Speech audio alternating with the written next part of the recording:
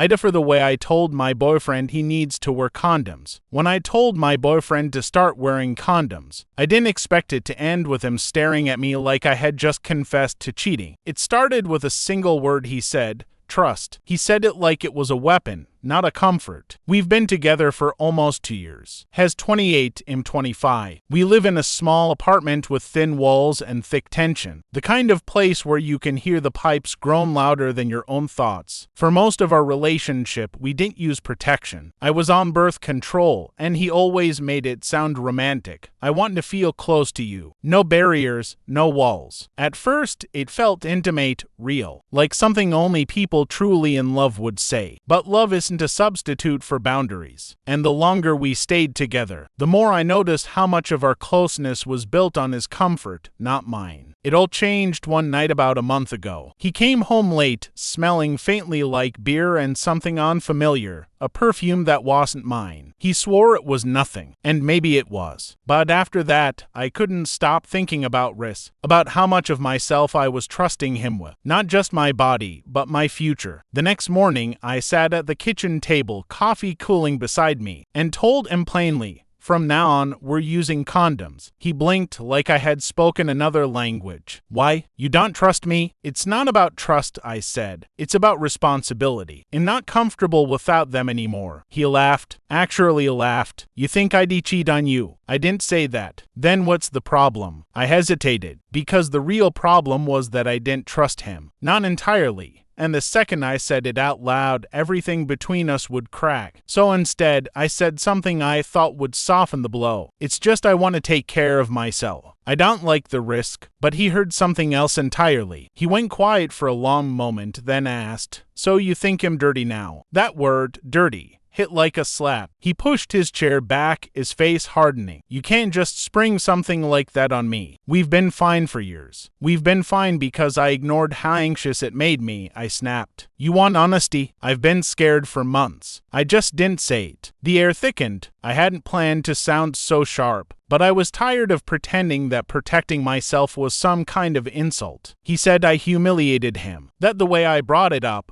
cold, clinical, over breakfast, made him feel like some random hookup, not my partner. He said I should have talked to him first, asked him how he felt, not told him what to do. That relationships are built on trust, not ultimatums. And maybe he's right. But isn't trust also built on respect? And doesn't respect include my right to decide what happens with my own body? He didn't speak to me for 2 days after that. He slept on the couch, scrolling on his phone late into the night, sighing loud enough for me to hear through the door. When he finally talked again, he said, I'll use them, but just know this changes how I see you. And I remember sitting there, realizing that's exactly why he brought it up, because something had already changed, long before I said anything. Now, weeks later, he still uses them, but there's a quiet bitterness in every touch, every kiss. He doesn't say it, but I can feel it. He thinks I disrespected him. He thinks I broke something sacred, and maybe I did. Because intimacy built on unspoken fear isn't love, it's surrender. Sometimes, when he falls asleep beside me, I lie awake and wonder if I did say it the wrong way. If maybe I could have been softer, kinder, more diplomatic. But then I remember how my hands were shaking that morning.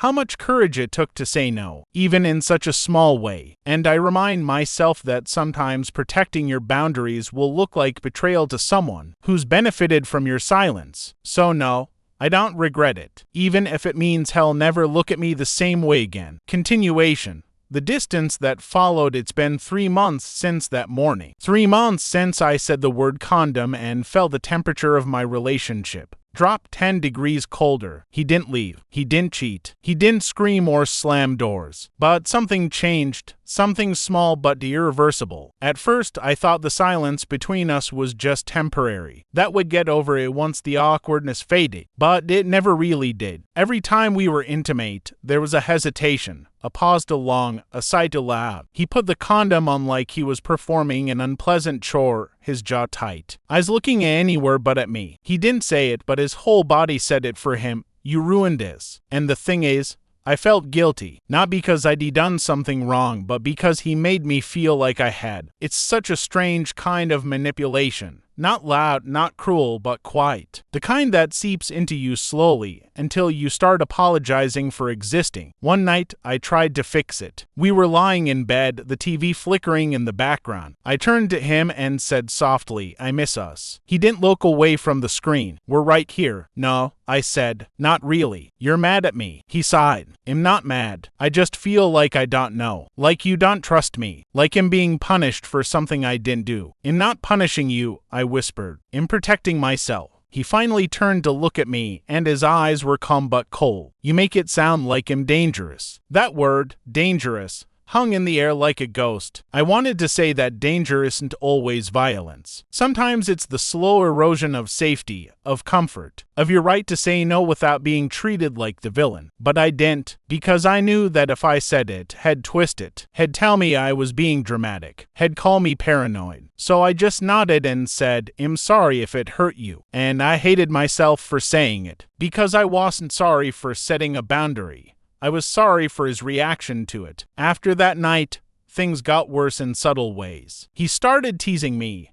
Little jokes about how clinical I was now, how cold I'd become. He'd tell his friends, half laughing, yet she's all about safety now. She probably makes me sign consent forms too. They'd laugh, and I'd smile. Because what else can you do when the person you love turns your boundaries into a punchline? But beneath all the tension, something else was happening inside me. Something stronger, something liberating. I started realizing how often I'd let men make me feel small for wanting to feel safe. How many times I'd said yes when I wanted to say not yet, or not this way, or not without protection. And for the first time, I didn't want to go back. I didn't want to unlearn what I had finally understood, that love without respect is just control disguised as affection. The breaking point came one Friday night. He came home from work late, again, and immediately started complaining about his boss, about traffic, about how sex hasn't felt the same lately. I asked him what he meant. He shrugged. "It just feels mechanical, like you're not really there." "Maybe it's because I don't feel safe," I said quietly. He blinked. "Safe? From what?" "From feeling pressured to please you every time you want me to." His jaw clenched. "Wow. So now I'm pressuring you." "Sometimes. Yeah, you're unbelievable," he said, grabbing his jacket. "I can't even touch you without being accused of something." He left. He didn't come back that night, or the next. When he finally did, he acted like nothing happened. He kissed my cheek, asked if I'd eaten, and something inside me broke. Not out of anger, but clarity. I realized that I had been begging for peace in a relationship that only offered me permission. The next morning, while he was in the shower, I sat at the kitchen table, the same spot where this had all begun,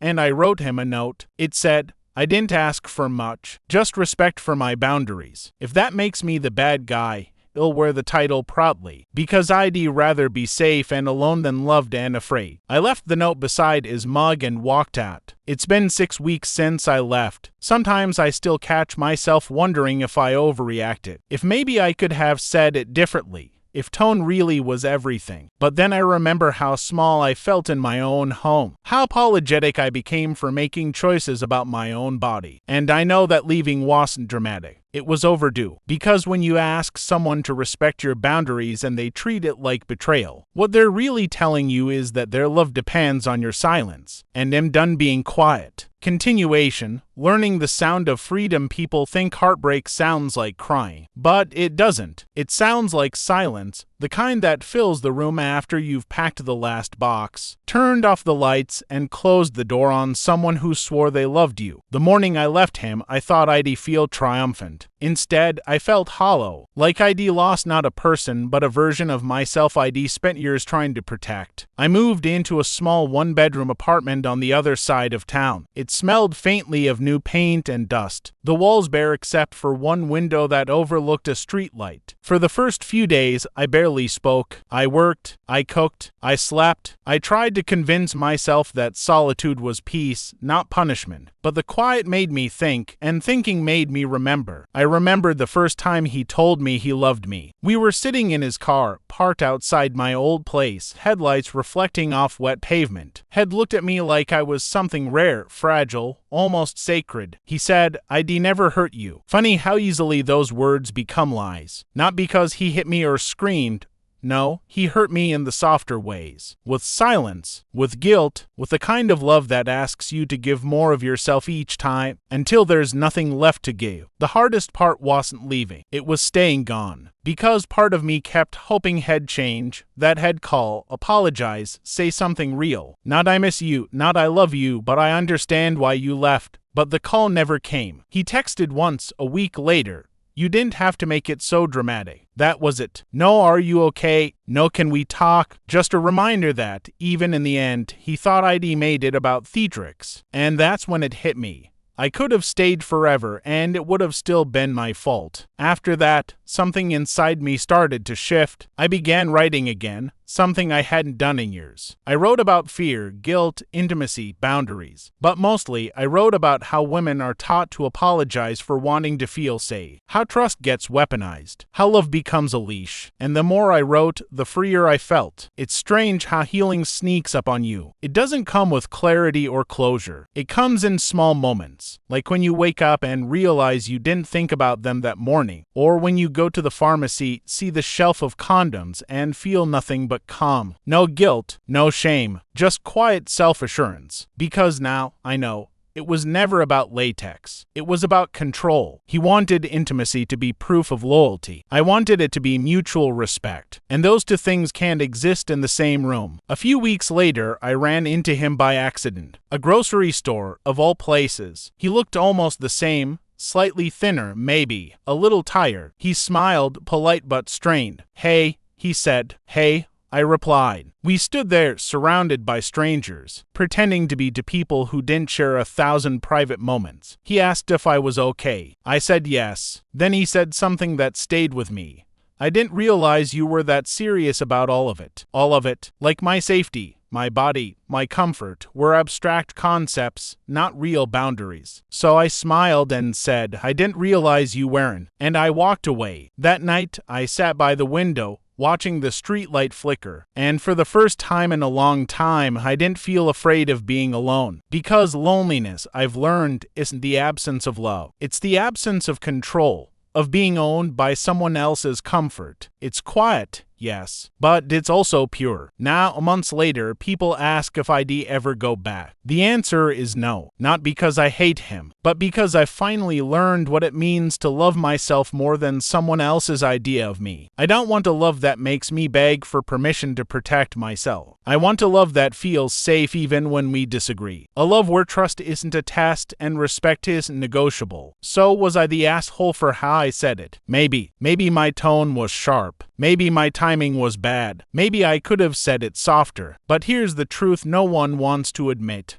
When women say no, even kindly, even calmly, it never sounds soft enough to the men who think they deserve a yes. And am done softening myself to be understood. If I ever love again, it will be different. No guilt, no fear, no walking on eggshells around fragile egos. Just honesty and boundaries that don't need defending. Because that's not selfish. That's survival.